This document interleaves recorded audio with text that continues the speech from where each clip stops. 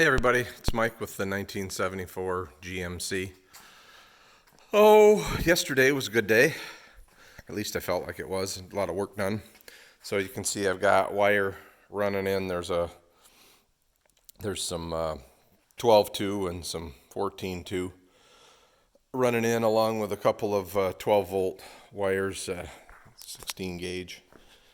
And you can see that the water heater is in place, plumbed in.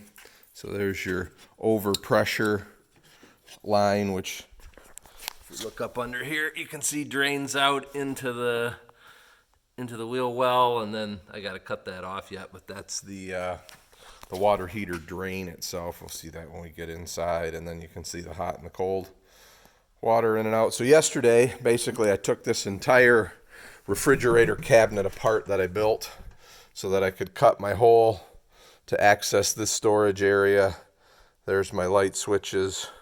Added an outlet down there. There's the outlet for the refrigerator. You can see the drain for the water heater. It's going to be a pretty tight compartment, but it'll be fine. And then there's also a hole here for the bathroom. So there's going to be a double switch there for the light in the bathroom and for the fan, which I'll eventually add.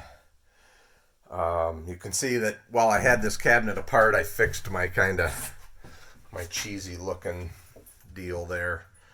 So I've got paneling all the way. That was where I gained that extra couple inches in this cabinet. And just so you know, this is a full sheet that goes all the way into the bedroom. So it wasn't like I cut it off or anything. So I just decided I'd just use the full 8 feet there. And so then I added that piece in. So I think it looks a little bit better. It's a little shifted, unfortunately, but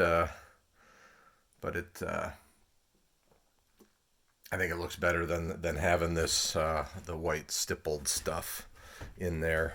So there is, as I said, here's the water heater, 12 gauge wire, or the number 12 wire, and there's the number 14 wire for the outlet, and then there's two 12 volts. And why there's two 12 volts is one of them is bringing 12 volts to the cabinet, which will feed the bathroom light, the outside light, and I'll call it the living room lights.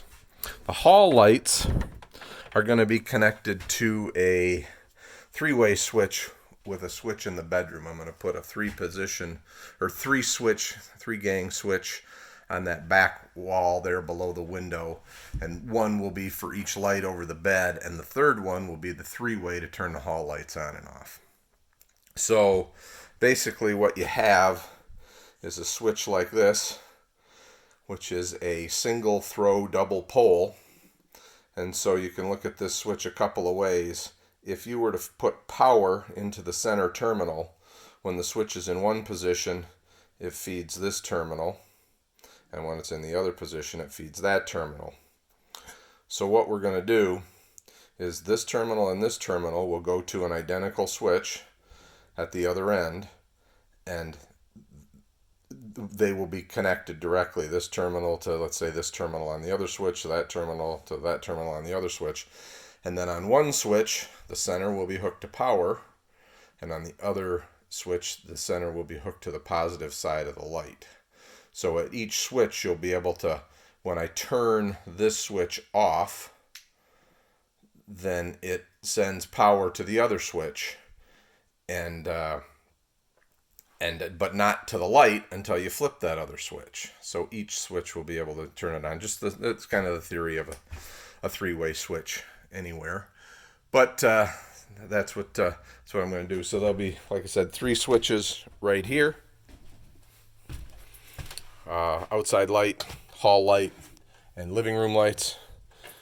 And then 3 switches in there, one over each bed, light over each bed, and the hall lights as well. So, and then like I said, that switch there is for the water pump. But I guess I'm trying to think if I have anything else to explain today. As I've said many times, if you folks have questions or need something filmed, feel free to ask, and I'll do my best to get that information to you. Alrighty, have a good day.